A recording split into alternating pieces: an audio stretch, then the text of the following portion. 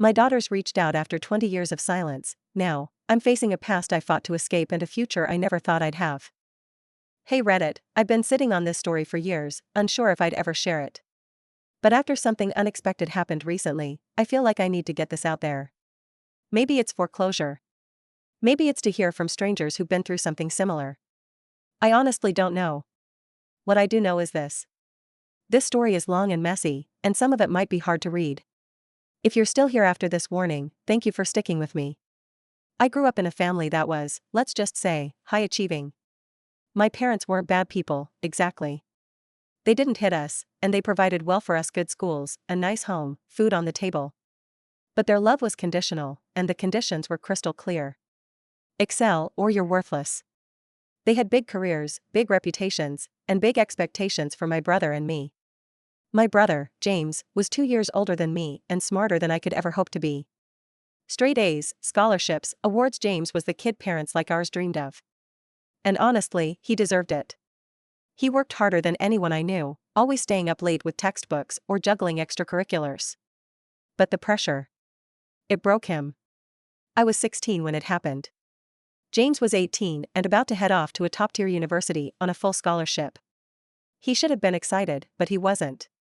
I didn't understand it back then. I thought he had it all. The grades, the recognition, the future laid out in front of him. But the truth was, he was crumbling under the weight of our parents' expectations.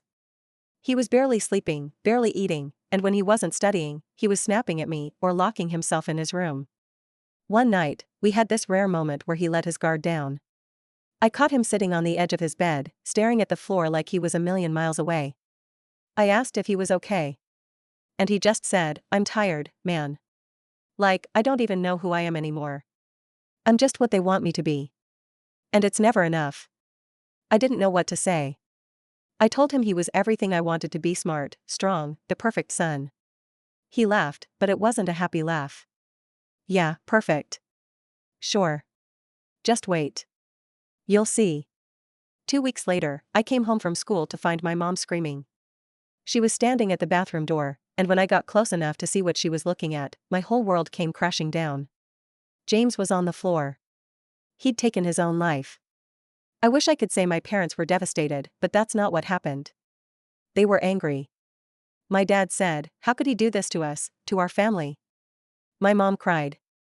But not for James, it was for the shame his death would bring to our family. At the funeral, my dad gave this speech about how James was brilliant but weak, and how he let the pressure get to him. Weak. That was the word he used to describe my brother. After that, my relationship with my parents was over. Even if I still lived under their roof, I couldn't look at them. I couldn't stand the way they talked about James like he was some kind of failure instead of the kind, hard-working brother who used to sneak me snacks during late-night study sessions. It all boiled over one night about 6 months later. My dad caught me slacking off on a math assignment and went on one of his usual tirades about how I was going to end up a nobody. I'd heard it all before, but this time, something inside me snapped. I told him I didn't care. I didn't care about grade, school, his approval, any of it. He looked me dead in the eyes and said, "Then you're going to be a loser, just like your brother." I packed my bag that night. I was 18, just old enough to legally leave without them dragging me back. I took my documents, stuffed what I could into a backpack, and walked out the door. My parents didn't stop me. I don't even know if they cared. Running away felt like freedom at first. But the reality hit me hard. I didn't have a plan. I didn't have money. Hell, I didn't even have a high school diploma yet. I spent the first few weeks couchsurfing with some kids I barely knew from school. That didn't last long. Eventually, I ended up at a shelter where I met a group of older guys who said they could help me get by. They introduced me to drugs, just something to take the edge off. I still remember the first time I tried it. It felt like all the pain, the grief, the guilt, everything I'd been carrying, just melted away. I could breathe again, even if it was only for a little while. I told myself it was temporary, just until I got back on my feet. But you probably already know where this is going. It didn't take long before I was using more and more, spending every dollar I could scrounge up to keep the high going. At my lowest point, I was sleeping in parks, stealing food from gas stations, and wondering if maybe James had been right to check out early. Then, I met her, Sarah. She was nothing like the people I'd been hanging around with: clean, kind, soft-spoken. She worked at the diner I used to hang out at, sneaking me leftover coffee and sandwiches when her boss wasn't looking. I think she saw something in me that I couldn't see in myself, because she kept showing up even when I tried to push her away. She gave me a reason to try. For the first time in years, I wanted to be better, not just for her, but for myself. I got clean, found a job washing dishes, and started piecing my life back together. Sarah and I started dating, and a year later, she gave birth to our first daughter. Becoming a dad changed everything for me.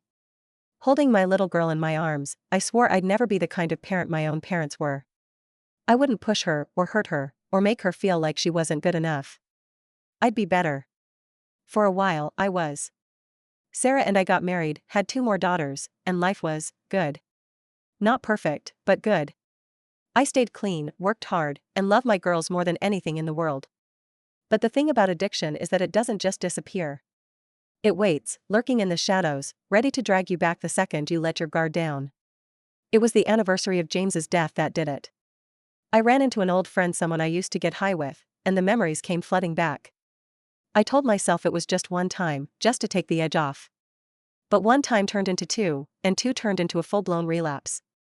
When Sarah found out, she was crushed. I begged her to give me another chance, but she was done. She said she had to think about the kids, and honestly, I couldn't blame her. I wasn't the man she'd married anymore. That's where everything started to fall apart. When Sarah said she was done, she meant it. It wasn't just her telling me to leave, I could see it in her eyes. I'd hurt her one too many times, and she couldn't forgive me, not this time. I think what broke her the most wasn't just my relapse, but how I disappeared into myself. It wasn't just the drugs. It was how I checked out emotionally, how I ignored her and the girls when they needed me. I thought I was hiding it well, but I wasn't. Sarah saw it all, every lie, every excuse, every time I pretended everything was fine when it clearly wasn't. I don't even know when the affair started. Maybe it was when I first relapsed. Maybe it was even earlier, during the times I was so busy clawing my way out of addiction that I didn't see her slipping away. Either way, it didn't matter. She found someone else. The guy she cheated on me with was a cop. Mark, a divorced father in his mid-30s, was someone she worked with at her part-time job. I'd only met him a few times, and at the time, I had no idea he'd been stepping into my shoes behind my back. Sarah was careful about it, probably waiting for the right moment to pull the plug on us completely. When the divorce papers came, I didn't even fight. What was I going to do, accuse her of cheating when I was the one who couldn't stay sober? I didn't have a leg to stand on, and honestly, I didn't want to put my kids through an ugly custody battle. They were innocent in all of this, and I already felt like I'd failed them by falling back into old habits. So I signed the papers, no questions asked. She got full custody of the kids, and I agreed to supervised visitation. I didn't ask for alimony, didn't fight for the house, and didn't even take the car. All I wanted was to see my daughters, to stay in their lives in whatever way I could. But Sarah didn't make that easy. The first few months after the divorce were hell. I was staying in a dingy studio apartment on the other side of town, barely scraping by. Every time I saw my girls, I felt this overwhelming guilt. My youngest, Emily, was only 5. She didn't really understand what was going on. She'd still run up to me during visits, wrap her little arms around my neck, and tell me she missed me. My oldest, Hannah, was 9, and she was a different story. She was old enough to know that something was wrong, but too young to fully understand. I could see it in her eyes, the confusion, the anger, the sadness. She was pulling away from me, and there was nothing I could do to stop it. Then there was Sarah. On the surface, she was civil. She kept things professional during drop-offs and pickups, never raising her voice or arguing with me in front of the kids. But behind the scenes, she was working overtime to make sure I stayed out of their lives as much as possible. It started small missed phone calls, canceled visits, excuses about how the girls were too busy to see me. At first, I thought it was just bad timing, but then I started noticing patterns. Whenever I tried to plan something special for the girls, Sarah would find a way to shut it down. And Mark? He wasn't just her boyfriend anymore. He was moving into my daughters' lives, one step at a time.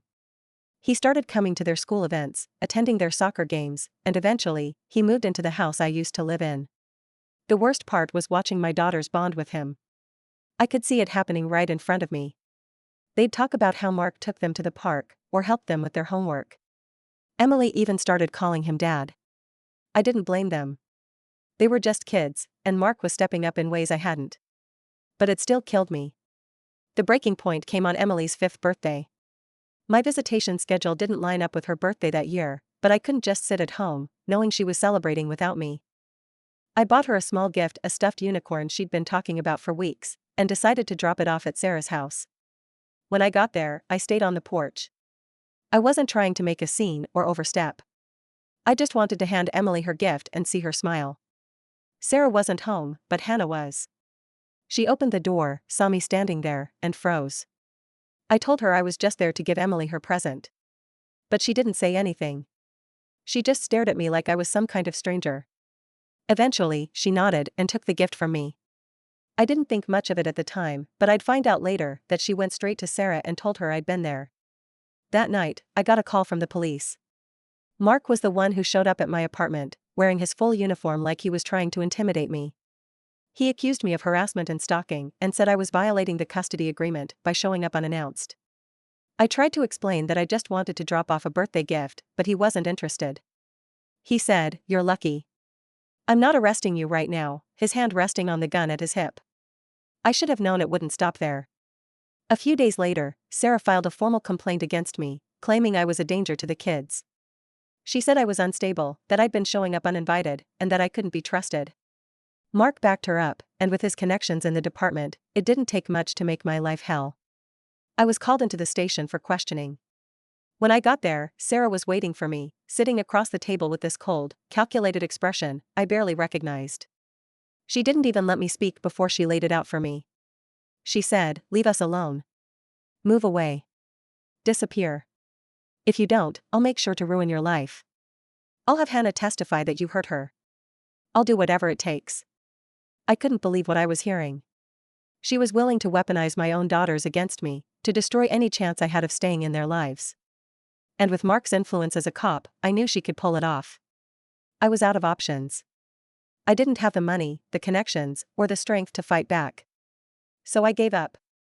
I agreed to go no contact, to walk away from the only people who mattered to me. For a long time, I felt like I was walking through life as a ghost existing, but not really living. Everything that mattered was gone. My family, my home, my identity as a father. I packed what little I had left into a duffel bag and moved to a city 3 hours away. It wasn't far enough to feel like a completely fresh start. But it was far enough to stay out of Sarah and Mark's reach. The first few months were brutal. I found a small, rundown apartment that smelled like mildew and desperation.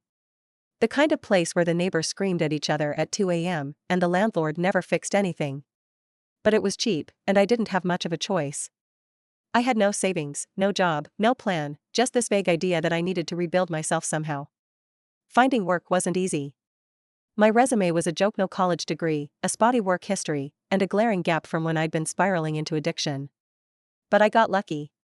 A local diner needed a dishwasher, and the manager didn't ask too many questions. It was minimum wage, backbreaking work. But I took it. At least it kept me busy. At least it gave me a reason to get out of bed every day.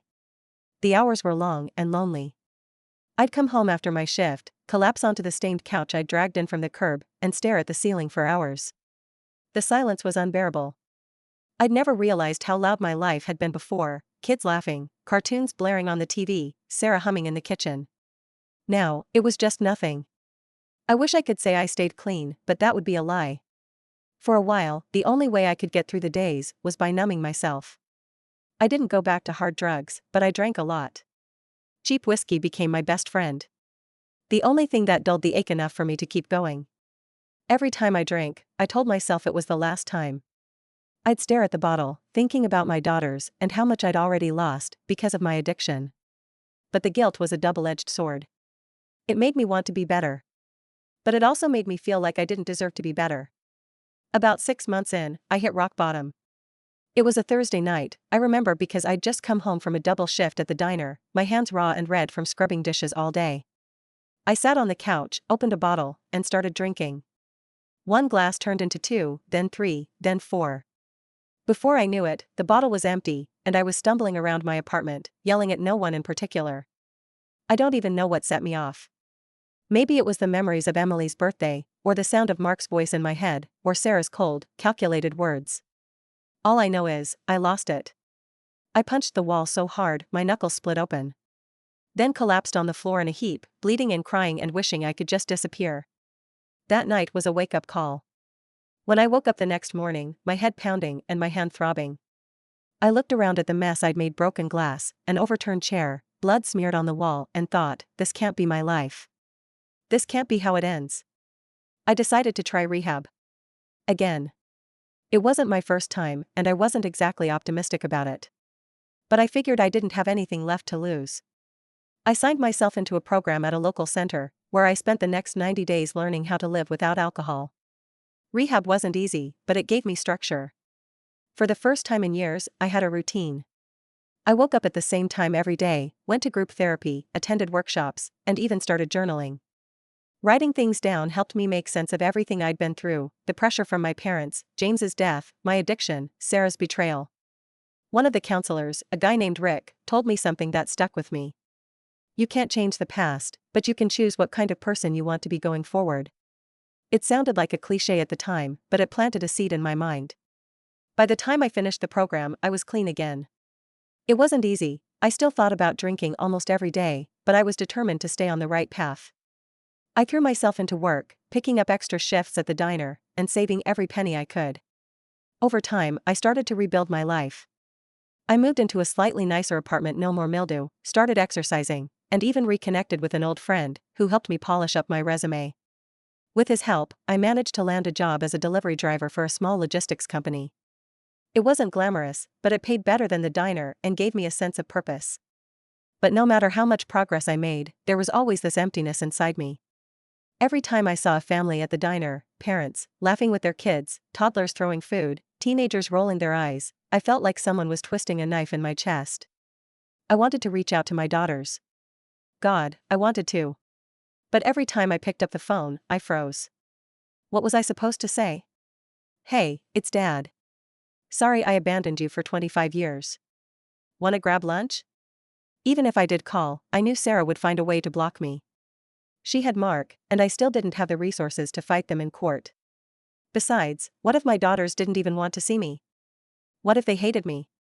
So I stayed silent. The years passed slowly, but they passed.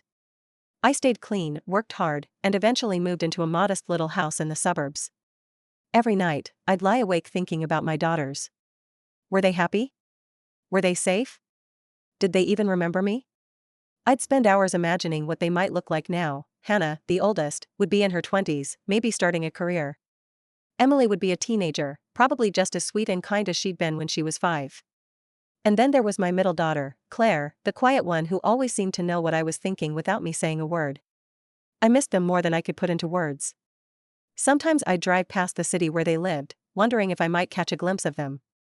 I never stopped, though. I didn't want to risk making their lives harder. The pain of being cut off from them never went away. But I learned to live with it. Then, one day, everything changed. I was at home, scrolling through emails, when I saw it. A message from Hannah. When the email came, it felt like the ground shifted beneath me. I didn't even notice at first. I'd been scrolling through a junk-filled inbox when I saw it. Dad, it's Hannah. My first reaction was to close the laptop. I didn't even read it right away. Just seeing her name sent me into a spiral. It had been over 2 decades since I walked away, and in all that time, I'd never expected this. I thought I was nothing but a bitter memory to them. A man they might occasionally remember, but never reach out to. I didn't want to open it. Hell, I didn't want to deal with any of it. I'd spent so many years trying to stitch my life back together, piece by fragile piece. Opening that email felt like taking a sledgehammer to all of it. But I couldn't stop thinking about it either. My daughter, my little girl who was now a grown woman, had reached out. She was the last person I ever thought I'd hear from. It took me days to read it. Days of avoiding my laptop, convincing myself it was better left unopened, and yet never quite being able to delete it. I told myself I didn't owe her anything, not anymore. But the truth was, I wasn't sure if I was strong enough to handle whatever she had to say. When I finally read it, the message was simple. She wanted to talk. She wanted to know how I was doing, and, apparently, wanted me to meet her child. Her child. I was a grandfather. That was the part that hit me the hardest. I'd missed so much: graduation, birthdays, every milestone you can think of, and now she wanted me to step into her life again. It felt impossible. At first, I wasn't going to reply. I'd survived this long by burying everything that had happened, by convincing myself that staying away was for the best. Why reopen those wounds now? Especially after I'd finally started to find some kind of peace in my solitude. I told myself that responding would only lead to pain. What if she didn't really want to reconnect? What if she just wanted answers I wasn't ready to give? Worse, what if this was her mother's idea, a way to dredge up the past and remind me of the man I used to be? I wanted nothing to do with Sarah, and even less to do with Mark. The thought of seeing them again, of facing their smug, self-righteous faces, made my stomach churn. I couldn't do it. I didn't want to see Sarah. I didn't want to meet her husband. The man who stole everything from me. But no matter how much I tried to rationalize ignoring the email, I couldn't stop thinking about Hannah. Her words were careful, tentative, almost apologetic. She said she wasn't reaching out for money. That this wasn't about what happened with Sarah or Mark. It felt like she genuinely wanted to know me.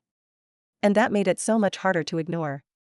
After almost a week of wrestling with myself, I replied. I kept it short and vague, telling her I'd be open to talking, but setting no expectations. I wanted to keep some distance, just in case it turned out to be something I couldn't handle. When she asked if we could talk on the phone, I almost said no. It wasn't that I didn't want to hear her voice, I did. But I was terrified of what she might say, of what she might ask me. For years, I'd been living with the shame of walking away, convincing myself that I'd done it for their sake. What if she didn't see it that way? What if she hated me for it? Still, I agreed. She was my daughter. And no matter how much I told myself to keep my distance, I couldn't ignore her. The call was awkward at first. I could hear the hesitation in her voice, the uncertainty. She didn't sound angry. But there was something guarded about the way she spoke. Like she wasn't sure if she could trust me. I couldn't blame her for that. The first thing she wanted to know was why I left. She didn't ask it outright, it was more of a subtle lead-up. But I knew that was the question weighing on her mind. I kept my answer simple, careful not to say too much. I didn't tell her about the threats Sarah made or the way Mark used his badge to push me out of their lives.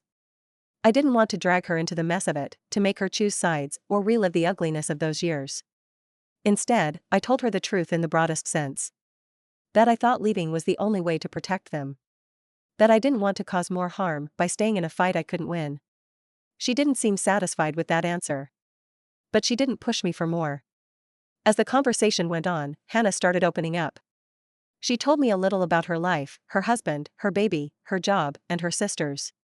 But I could tell she was holding something back. There was a heaviness in her voice, something unsaid that lingered between her words. Eventually, she brought up Mark. At first, she only mentioned him in passing. But the way she said his name made my skin crawl. I could hear the tension in her voice, the resentment. I didn't press her for details. But I started to piece things together from the little hints she dropped. It became clear that Mark hadn't been the perfect stepfather Sarah always made him out to be. Hannah didn't go into specifics. But there was something in the way she talked about him, something bitter and unresolved. When she asked if I'd ever consider meeting her in person, I hesitated. Part of me wanted to say yes, to jump at the chance to see her again after so many years. But another part of me, the part that had spent decades healing from the scars of my past, wasn't ready. I told her I'd think about it. But the truth was, I didn't know if I could. It wasn't just about her, it was about Sarah and Mark. About everything I'd spent so long trying to forget. If I saw her, I'd have to face the past. And I wasn't sure I could do that without falling apart. After the call with Hannah, I sat in silence for what felt like hours. My phone was still in my hand. I'd spent so many years convincing myself that this chapter of my life was closed. That I had no right to reach out. No right to even think about reconciliation. Now, here she was, my oldest daughter. The little girl I used to hold in my arms, opening a door. I wasn't sure I had the strength to walk through. The truth is, I don't know what to feel. Part of me is glad she reached out. I'd be lying if I said I never thought about this moment. Imagined what it might be like if one of my daughters wanted to find me again. But the reality of it is so much more complicated than the fantasy. I'm scared of what she might say. Scared of what she might want from me. Scared of what I might find out about what happened to her and her sisters after I left. And then there's the guilt. I can't stop thinking about all the years I missed. All the moments I wasn't there for them. I wonder if they celebrated birthdays without me. If they cried for me when I was too far away to hear. I wonder if they hated me. If they still do. But I also can't ignore the anger. Hearing Hannah talk about Mark made my blood boil in a way I haven't felt in years. It was clear from the way she spoke that there's something she's holding back. Something about him that she's not ready to say. And I can't help but feel like I failed her by leaving. By not being there to protect her and her sisters from whatever it was they went through. Still, I know that going back into their lives comes with risks. I don't want to tear open the wounds I've spent so long trying to heal. And I definitely don't want to end up face to face with Sarah or Mark. If reconciliation with Hannah means seeing them again, I don't think I can do it. I built a life for myself, a small, quiet life. But it's a life I fought for.